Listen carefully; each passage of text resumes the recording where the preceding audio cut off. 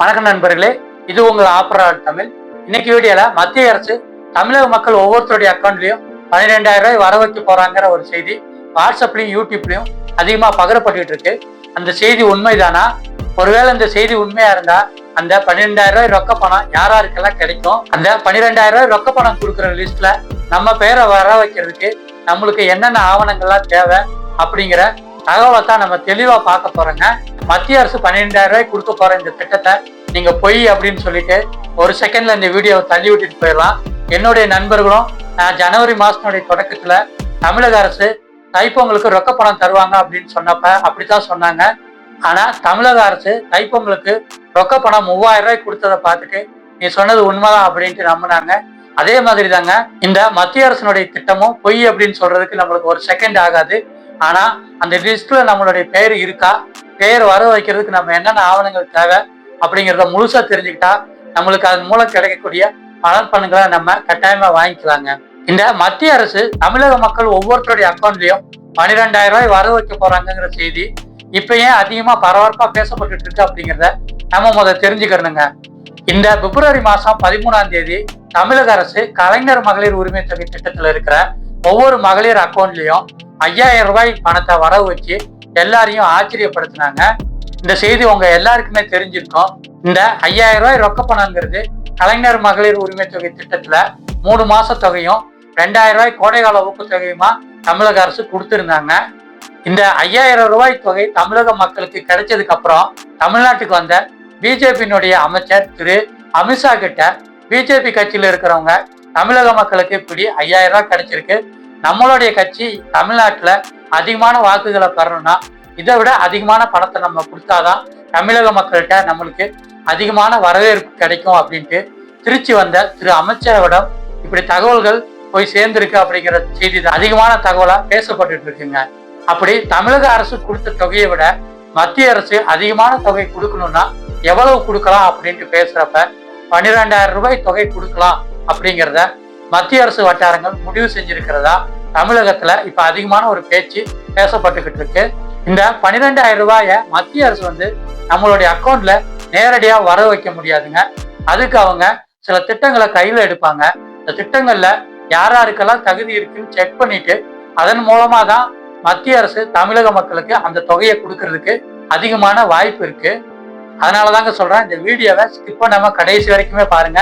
ஏன்னா மத்திய அரசு என்னென்ன திட்டங்களை அப்படி கையில எடுப்பாங்க, அந்த திட்டங்களுக்கு என்னென்ன ஆவணங்கள் வேணும், அந்த ஆவணங்கள்லாம் உங்ககிட்ட இருக்கான்னு செக் பண்ணிட்டு உடனடியாக அப்ளை பண்ணி அந்த திட்டங்களை உங்க பேரை சேர்த்து வச்சுக்கிட்டீங்கன்னா மத்திய அரசு கொடுக்கக்கூடிய அந்த 12,000 ரூபாய் தொகை உடனடியாக உங்க வங்கி கணக்குக்கு வந்து சேருங்க.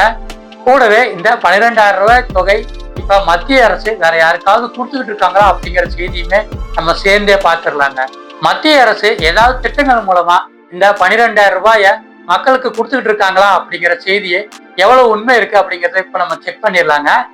இந்த செய்தி உண்மைதான். மத்திய அரசு ஒரு 3 திட்டங்கள் மூலமாக மக்களுக்கு 12,000 ரூபாய் உதவித்தொகையை நேரடியாக அவங்களுடைய வங்கி கணக்குல கொடுத்துக்கிட்டு இருக்காங்க. அது என்னென்ன திட்டங்கள் அப்படிங்கிறத இப்ப நம்ம பார்த்துடலாங்க. இந்த திட்டங்கள் எல்லாம் இந்தியா முழுவதுமே செயல்பட்டுக்கிட்டு இருக்கு. அந்த திட்டங்கள் என்னென்னங்கிறத இப்ப நம்ம தெளிவா பார்த்துருவோம். மத்திய அரசு கர்ப்பிணி பெண்களுடைய உதவித்தொகையா 12,000 ரூபாய் கொடுத்துட்டு இருக்காங்க. இந்த திட்டத்தினுடைய பெயர் பிரதம மந்திரி மத்ரு வந்தனா யோஜனா. இந்த திட்டத்தை மாநில அரசு உதவியோட தான் நடத்திட்டு வராங்க. கரெக்டா 12,000 ரூபாய் எந்த மாநிலத்துல கொடுக்குறாங்கன்னா குஜராத்ல நமோ சிரி ஸ்கீம் அப்படிங்கிற பேர்ல கர்ப்பிணி பெண்களுக்கு 12,000 ரூபாய் கொடுத்துக்கிட்டு இருக்காங்க. நல்லா பாருங்க, இது எல்லா மக்களுக்கும் கிடைக்காது. கர்ப்பிணியா இருக்கிறவங்களுக்கும் அதுவும் குஜராத் மாநிலத்துல மட்டும்தான் கரெக்டா 12,000 ரூபாய் உதவித்தொகையை மத்திய அரசு கொடுத்துக்கிட்டு இருக்கு. அடுத்து 2வது திட்டமா மகிழா சம்மான் சேமிப்பு அப்படிங்கிற ஒரு திட்டத்தை மத்திய அரசு செயல்படுத்திட்டு வராங்க.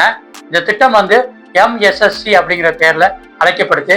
இதுல பெண்கள் முதலீடு செஞ்சா 7.5% வரைக்கும் வட்டி கிடைக்குதுங்க. இந்த திட்டம் மூலமாகவும் மத்திய அரசு மக்களுக்கு நேரடியாக வங்கி கணக்குல 12,000 ரூபாயை வர வைக்கிறதுக்கு அதிகமான வாய்ப்பு இருக்கு. அடுத்து 3வது திட்டமா 12,000 ரூபாய் மத்திய அரசு யாராருக்கு கொடுக்குறாங்க அப்படிங்கிறத பார்த்துடலாங்க. இந்த திட்டத்தினுடைய பெயர் SBM, அதாவது அங்கன்வாடி மையத்தில் இருக்கிற கழிப்பறை வசதியை அதிகப்படுத்துறதுக்காக தான் இந்த திட்டம் செயல்படுத்தப்பட்டு இருக்குங்க. புதுசா கழிப்பறை கட்டுறதுக்கான நிதியும் பழைய கழிப்பறைகளை சரி செய்வதற்கான நிதியும் 12,000 ரூபாயா மத்திய அரசு இப்ப உயர்த்தி கொடுத்திருக்காங்க. இந்த 3 திட்டங்களை தாங்க மத்திய அரசு நேரடியா 12,000 ரூபாய் கொடுத்துக்கிட்டு இருக்காங்க.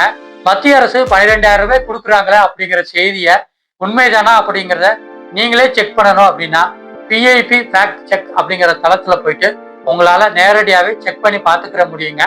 அது மட்டும் இல்லைங்க, மத்திய அரசு எந்தெந்த திட்டங்களுக்கு எவ்வளவு நிதி கொடுக்குறாங்க அப்படிங்கிற உண்மையும் நீங்க இந்த PIP ஃபேக்ட் செக் அப்படிங்கிற தளத்துல செக் பண்ணி பார்த்துக்கிற முடியும்.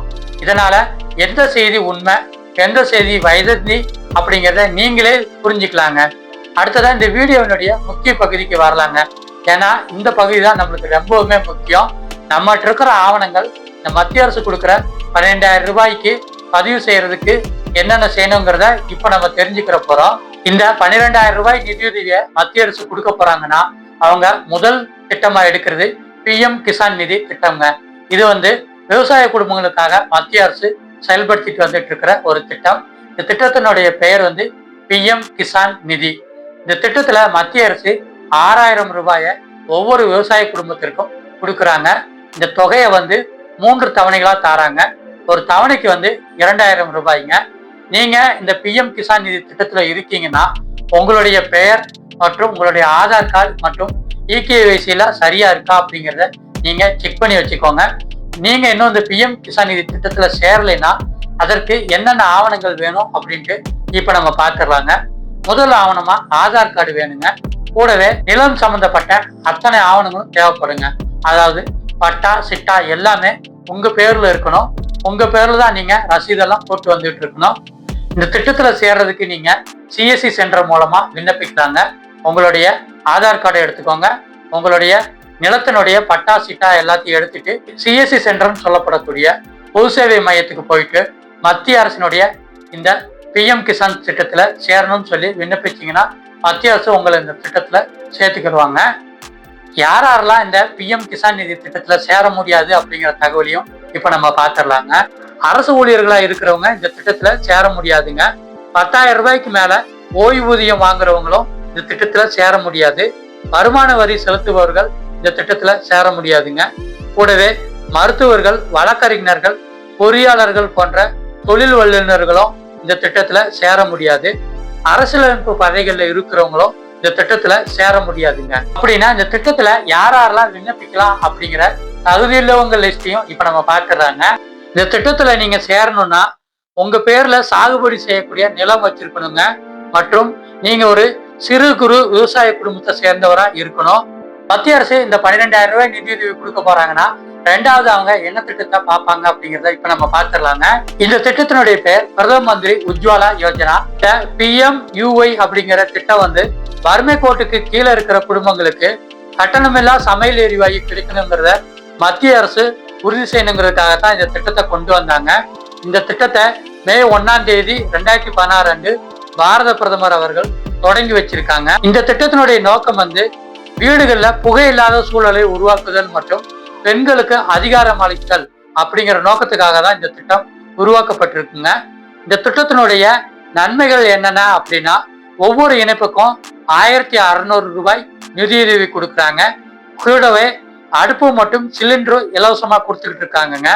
இந்த திட்டத்துல யாரெல்லாம் விண்ணப்பிக்கலாம் அப்படின்னா வறுமை கோட்டுக்கு கீழே இருக்கிற ஒவ்வொரு குடும்பங்கள்ல இருக்கிற 18 வயதுக்கு மேல இருக்கிற எல்லா பெண்களும் இந்த திட்டத்துக்கு விண்ணப்பிக்கலாங்க. திட்டத்துல இப்போ ஒரு முக்கியமான அறிவிப்பு வந்திருக்கு. அது என்ன அப்படின்னா புலம்பெயர்ந்த தொழிலாளர்களும் இந்த திட்டத்தை பயன்படுத்த முடியுங்க. அவங்ககிட்ட ரேஷன் கார்டு இல்லாட்ட கூட சுய அறிவிப்பு மூலமா இந்த திட்டத்துக்கு விண்ணப்பிக்க முடியும். இந்த திட்டத்துல விண்ணப்பிக்கிறதுக்கு என்னென்ன ஆவணங்கள் வேணும் அப்படிங்கிறத இப்ப நம்ம பார்த்துடலாங்க. பஞ்சாயத்து அல்லது நகராட்சி தலைவர் வழங்கிய PPL ரேஷன் கார்டுங்க. கூடவே விண்ணப்பதாரனுடைய ஆதார் அட்டை, கூடவே வங்கி கணக்கு புத்தகம், கூடவே பாஸ்போர்ட் அளவு புகைப்படங்க. இந்த 4 ஆவணங்கள் உங்ககிட்ட இருந்துச்சுன்னா நீங்களும் இந்த திட்டத்துல விண்ணப்பிக்க முடியுங்க. எப்படி விண்ணப்பிக்கணும் அப்படின்னா உங்க பக்கத்துல இருக்கிற LPG கேஸ் சிலிண்டர் விநியோகஸ்தர்கிட்ட போயிட்டு விண்ணப்ப படிவத்தை கேட்டு வாங்கி நீங்க மத்திய அரசினுடைய இந்த உஜ்வாலா திட்டத்துல சேரணும்னு சொல்லி ஜாயின் பண்ணிக்கோங்க. அப்படி இல்லைன்னா உமங் அப்படின்னு சொல்லப்படக்கூடிய மத்திய அரசினுடைய செயலி மூலமாகவும் உங்களால இந்த திட்டத்துல ஆன்லைன்லயே விண்ணப்பிக்க முடியுங்க. நண்பர்களே, நீங்க இந்த மத்திய அரசினுடைய உஜ்வாலா யோஜனா திட்டத்துல இருக்கீங்கன்னா உங்களுடைய ஆவணங்கள்லாம் சரியா இருக்கான்னு செக் பண்ணிக்கோங்க. நீங்க இன்னும் இந்த திட்டத்துல ஜாயின் பண்ணலைன்னா இந்த ஆவணங்களை கொடுத்து உங்க பேரை அதில் சேர்த்து வச்சுக்கோங்க. மத்திய அரசு இந்த திட்டங்கள் மூலமாகவும் 12 ரூபாய் நிதியை பயனாளர்களுடைய வங்கி கணக்குல நேரடியா வர வைக்கிறதுக்கு அதிகமான வாய்ப்பு இருக்கு. அடுத்து 3வதா மத்திய அரசு இந்த 12,000 ரூபாய் நிதியுதவியை மக்களுக்கு கொடுக்கணும்னா என்ன திட்டத்தை கையில எடுப்பாங்க அப்படிங்கிறத பார்த்துடலாங்க. இந்த 3வது திட்டத்தினுடைய பெயர் மத்திய அரசின் உரம் மானியம் திட்டங்க. இந்த திட்டத்துல மத்திய அரசு ஏழை விவசாயிகளுக்கு யூரியா, பொட்டாஸ், டிஏபி போன்ற உரங்களை மானிய விலையில கொடுக்குறாங்க. இந்த திட்டத்துல ஏழை விவசாயிகளுடைய வங்கி கணக்குல மானியம் நேரடியா வர வைக்கப்படுறது இல்லைங்க. அதற்கு பதிலா உரம் தயாரிக்கிற நிறுவனங்களுக்கு இந்த மானியத்தை கொடுத்துட்றாங்க. இந்த திட்டத்தினுடைய நோக்கம் என்ன அப்படின்னா மண் வளத்தை பாதுகாக்கிறதும் கூடவே ஏழை விவசாயிகளுக்கு மானிய விலையில உரங்கள் கிடைக்கிறது தாங்க இந்த திட்டத்தினுடைய தலையாய நோக்கமா இருக்கு. இந்த திட்டம் மூலமா நீங்க மானிய விலையில உரங்கள் வாங்கணும் அப்படின்னா உங்களுடைய ஆதார் கார்டை கட்டாயமா சரி பார்த்துட்டு தான் உர நிறுவனங்கள் உங்களுக்கு மானிய விலையில உரங்களை விற்பனை செய்வாங்க. அதனால இந்த திட்டத்துக்கு தேவையான முக்கியமான ஆவணமா ஆதார் கார்டு பார்க்கப்படுது. நீங்க இந்த மத்திய அரசின் உரம் மானியம் திட்டம் மூலமா மானியங்கள் வாங்கியிருக்கீங்க அப்படின்னா உங்களுடைய பெயர் இந்த திட்டத்துல பதிஞ்சிருக்குங்க. இது வரைக்கும் நீங்க இந்த திட்டம் மூலமா உரம் மானியம் வாங்கல அப்படின்னா ஒரு முறை உங்களுடைய பெயரை இந்த மத்திய அரசினுடைய திட்டத்துல பதிஞ்சு வச்சுக்கோங்க. ஏன்னா மத்திய அரசு இந்த திட்டத்தினுடைய பயனாளிகளுக்கு 12,000 ரூபாய் நிதி கொடுக்கறதுக்கு வாய்ப்பு இருக்கு. நண்பர்களே, இந்த வீடியோவுடைய நோக்கம் என்ன அப்படின்னா இந்த மத்திய அரசு 12,000 ரூபாய் நிதியுதவி மக்களுடைய வங்கி கணக்குல நேரடியா வரவு வைக்கிறாங்கிற செய்தி உண்மையா பொய்யா, இந்த செய்தியில் இருக்கிற உண்மைத்தன்மை என்ன, ஒருவேளை மத்திய அரசு 12,000 ரூபாய் நிதியுதவி வரவு வச்சா நம்மளுடைய பெயர் அந்த திட்டத்துல வர வைக்கிறதுக்கு நம்ம என்னென்ன திட்டங்களை கவனிக்கணும், அதுக்கு நம்மளுக்கு தேவையான ஆவணங்கள் என்னென்ன அப்படிங்கிறத செக் பண்றதுக்கு தான். இந்த வீடியோ உங்களுக்கு மிகவும் பயனுள்ளதா இருந்துச்சுன்னா இந்த தகவல்லாம் தெரியாம இருக்கிற உங்களுடைய உறவினர்கள் மற்றும் நண்பர்களுக்கு இந்த வீடியோவை பகிர்ந்து உதவுங்க. இதே மாதிரி பயனுள்ள வீடியோக்கள் பார்க்கறதுக்கு ஆஃபர் அலர்ட் தமிழ் சேனலை சப்ஸ்கிரைப் பண்ணி வச்சுக்கோங்க. இன்னொரு மணி சேவிங்ஸ் வீடியோக்களை உங்களை மீண்டும் சந்திக்கிறேன். நன்றி, வணக்கம்.